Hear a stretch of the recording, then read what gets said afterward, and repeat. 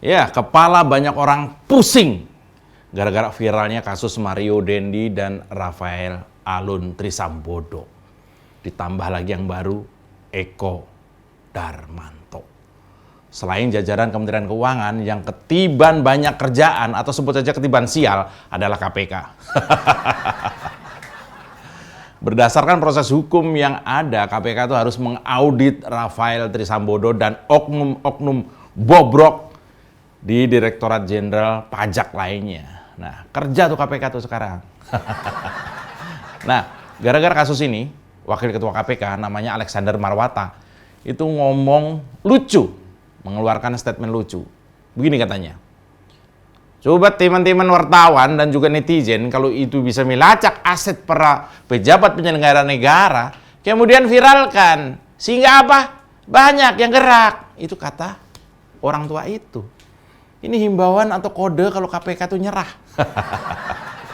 Yang dapat anggaran besar KPK, kok kita juga yang suruh kerja? Bubar aja kalian. Mau kemana kawan, tanpa arah tujuan, cari masalah rawan, urus saja masa depan. Halo kawan, jangan ikut Taliban. Mau kemana kawan, tanpa arah tujuan, cari masalah rawan, letak.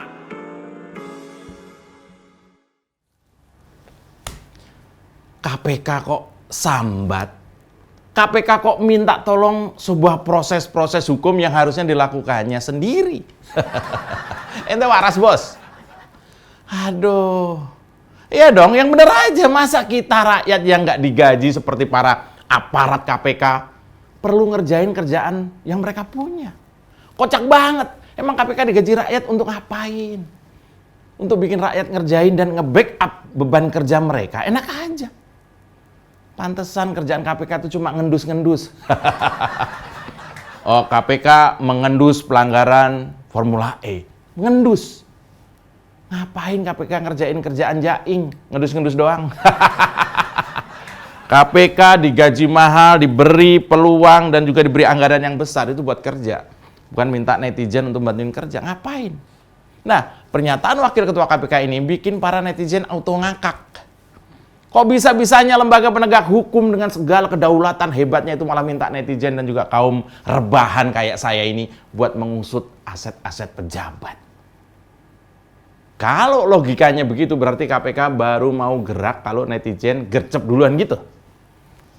Netizen emang selalu gercep, Pak, satset.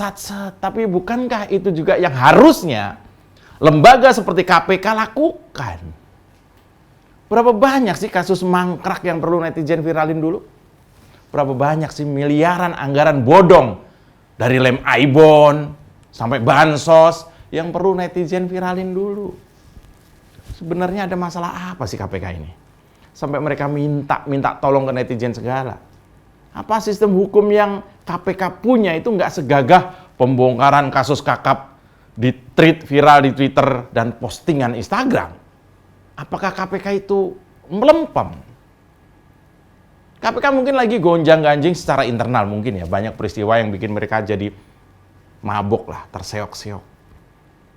Sekitar bulan Februari kemarin ada 3 pejabat dari KPK yang dilaporkan kembali ke institusi asal mereka, yakni kepolisian dan kejaksaan.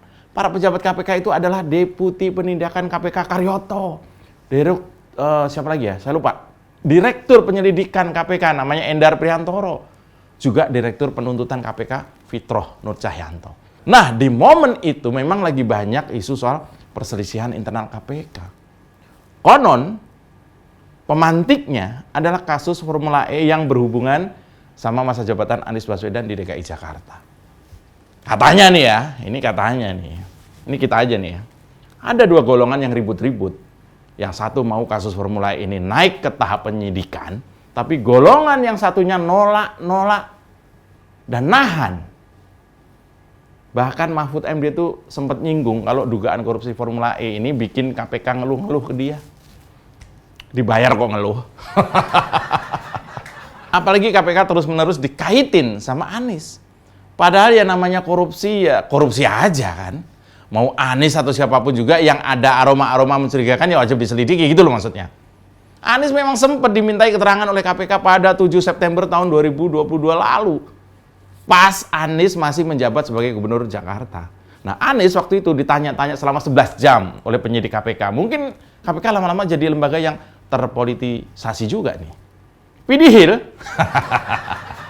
Rangkaian kasus Formula E jadi melempem, nggak keurus sejak Anies dideklarasikan oleh Nasdem. Mikir. Padahal proses penegakan hukum harus ditegakkan setegak-tegaknya, bos, seadil-adilnya. Itu janji sampean, sumpahnya KPK tuh. KPK dengan polemik orang dalam itu jelas berimbas, punya pengaruh ke kinerja penegakan hukum. Kita bisa bayangin, instansi penegak hukum segagah KPK bisa melempem karena capek duluan ngurusin orang di dalam yang ribut-ribut. Tapi apa mungkin kalau ternyata perusuh di dalam itu adalah kadrun?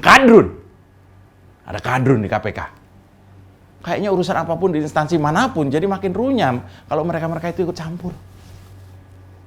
Kalau yang dimaksud wakil ketua KPK adalah rakyat perlu berpartisipasi dalam memberi tekanan sosial politik, itu masuk akal sih menurut saya. Oke lah. Tapi kalau netizen dan rakyat disuruh ngelacak aset-aset para pejabat penyelenggara negara, kemudian diviralin, terus ngapain ada hukum? Buat apa penegak hukum? Emosi. KPK sebagai lembaga penegak hukum punya kedaulatan untuk melacak aset-aset para pejabat. Alatnya lengkap. Ya kan? Banyak pejabat yang patut diduga siluman tikus soalnya. Sebenarnya KPK itu punya banyak wewenang. Tapi sejauh apa itu digunakan? Melihat realitas ribut-ribut di KPK dari beberapa tahun lalu, kayaknya memang melempem sih KPK ini. Lebih banyak disebabkan karena faktor politik melempemnya. Proses penegakan korupsi di KPK itu harusnya gagah, berani, nggak pandang bulu. Tapi penegakan hukum bisa jadi kacau karena ada lobby-lobby politik, bos. Apalagi menjelang Pilpres 2024. Sosok-sosok yang harusnya diusut tuh mendadak jadi punya kekuatan ajaib.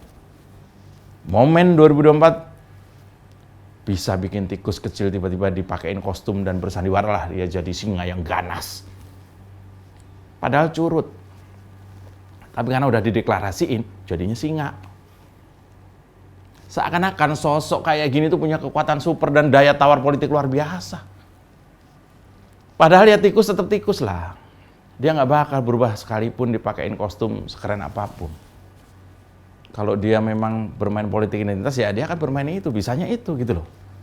Selain melempemnya KPK, akibat faktor politik yang kayak gitu, mungkin ada faktor lain yang nggak kelihatan oleh mata. Kita sebagai rakyat biasa gini ya hanya bisa baca tanda-tanda aja dari luar. Kondisi realnya gimana kita tetap nggak tahu sebenarnya.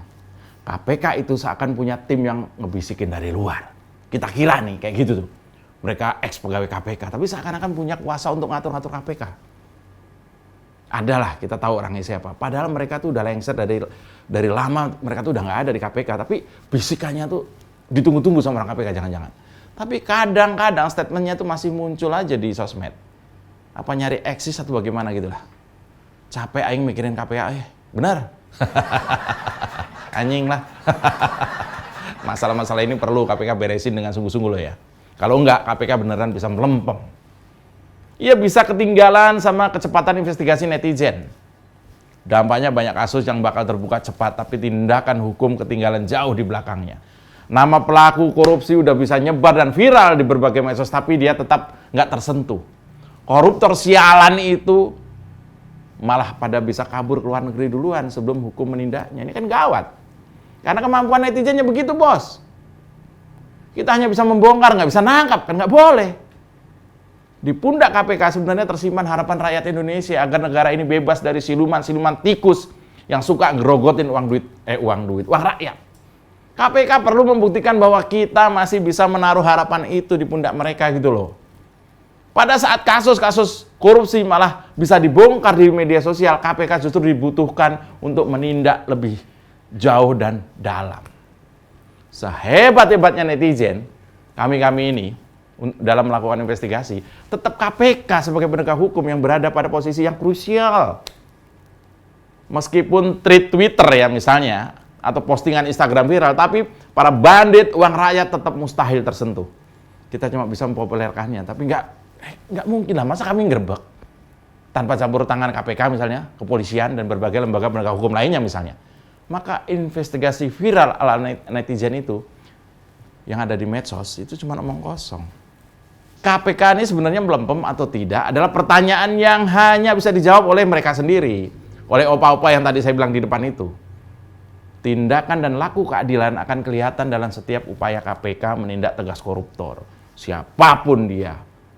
Waktu akan membuktikan sejauh apa KPK berhasil mengejar tikus-tikus pemakan duit rakyat itu. Sekali lagi ya, kali lagi ini saya sampaikan. Pak Jokowi, bubarin aja KPK.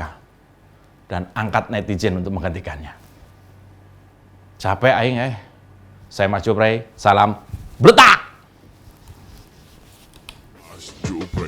Mau kemana kawan, tanpa arah tujuan, cari masalah rawan, urus saja masa depan. Halo kawan, jangan ikut Taliban. Mau kemana kawan, tanpa arah tujuan, cari masalah rawan, letak!